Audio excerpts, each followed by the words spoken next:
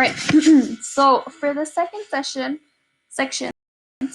you're going to solve systems by substitution. So that means that you're going to take one of the equations and substitute it into the other. So if you look at the first one, in order for us to use substitution, your equation needs to be in the form of y equals or x equals. So do you see how this says y is equal to all of this?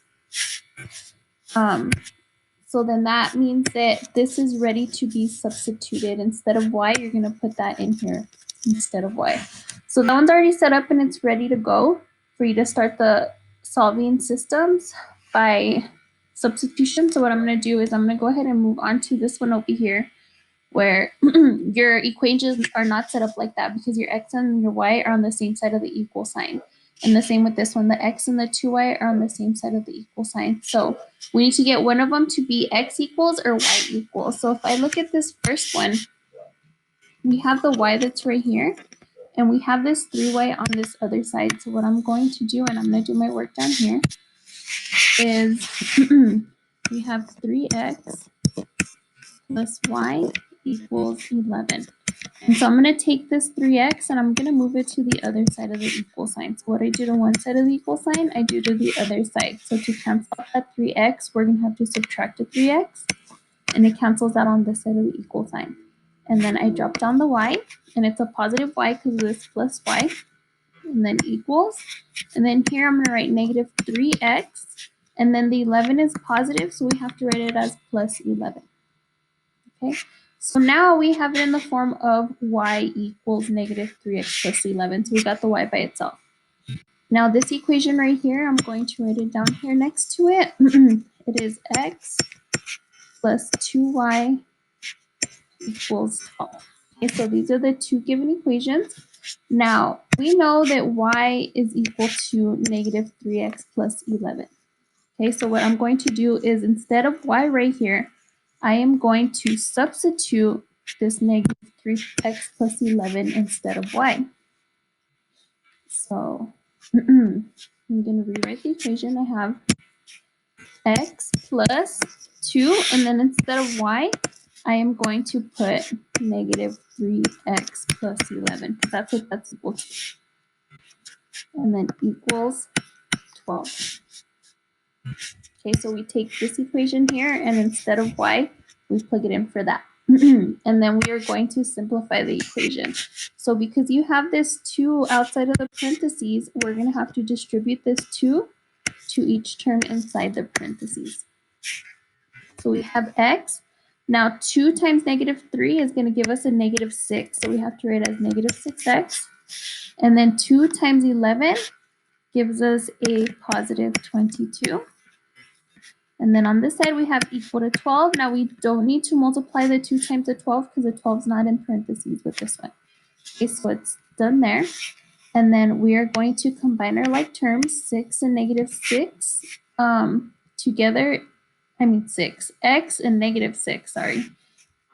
This is a 1, so 1 minus 6 gives us negative 5. So that's how many x's we have. Plus 22 equals 12.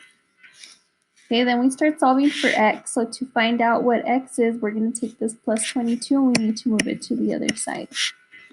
So we do that by subtracting 22. We do the opposite. What we do to one side, we have to do to the other side. And so we're left with, on this side, we have a negative 5x. We no longer have the 22. It canceled out. And then on the right side, we have 12 minus 22 gives us negative 10. Then we go ahead and solve for x by getting rid of this negative 5, and we do so by dividing by negative 5. So these 5's cancel, these two negatives make a positive, so on that side we're just left with an x. And then on the right side we have two negatives make a positive, and then 10 divided by 5 gives us 2. And so then that's our x value. And now, just like we did on the other problem, except on the other problem we had found y first, so here we found x, so now we're going to plug it into one of the original equations. It doesn't matter which one you use, you can pick whichever one. I'm going to pick the second one, for example. So x plus 2y equals 12. X plus 2y equals 12. So then from there, we're going to take this 2 and plug it in instead of x. So x we know is 2 plus 2 times y equals 12. We subtract this 2 on both sides. This cancels. We get 2y equals 12 minus 2 gives us 10. And then our last step to solve for y is going to divide by 2. These 2's cancel and we get y equals 5. So now that we found our x value and we found our y value, the solution to this system of equations is going to be 2, 5. Okay.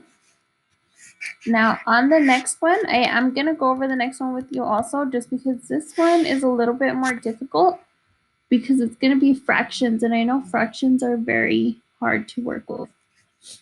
So bear with me.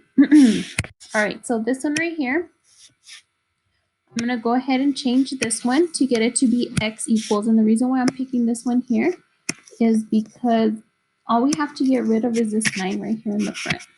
Okay, so I am going to have 9x equals 6y plus 3. And so we're going to find out what x equals to by getting rid of this 9. So I divide this side by 9. But what I do to one side of the equal sign, I have to do to the other side of the equal sign. So this cancels.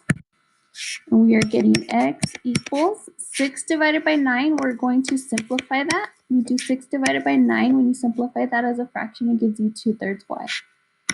Plus 3 divided by 9. When we simplify 3 divided by 9, that is also a fraction, and it gives you 1/3. So you have to divide both numbers by the 9.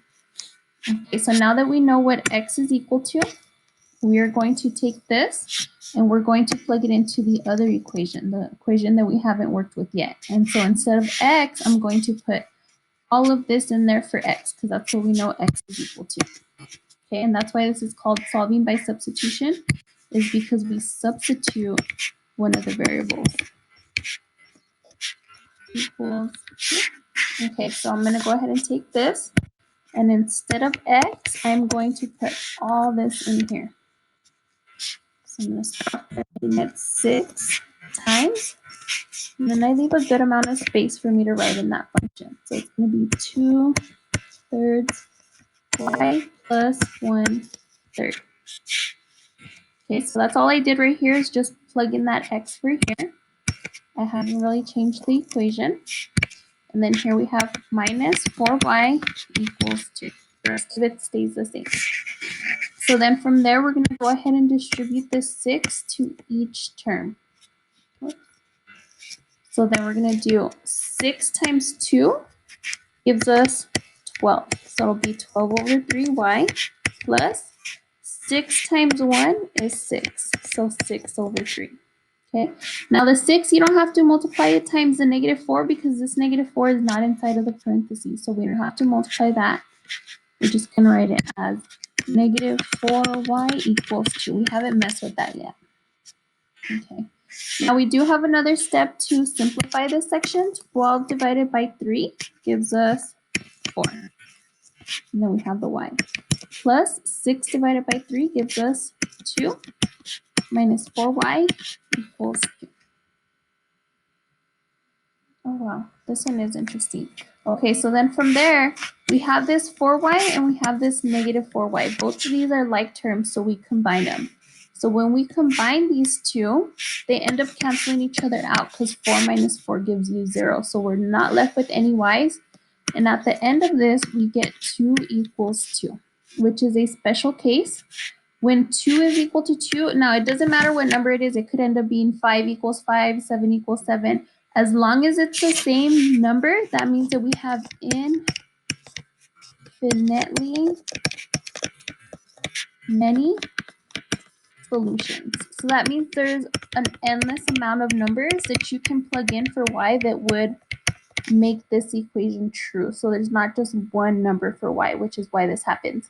Now, if you were to get, for example, this is an example, 2 equals 3, that is not true, so then there would be no solution, meaning it doesn't matter what number or how much solving you do, you will never be able to find two numbers that would satisfy the system equations, okay?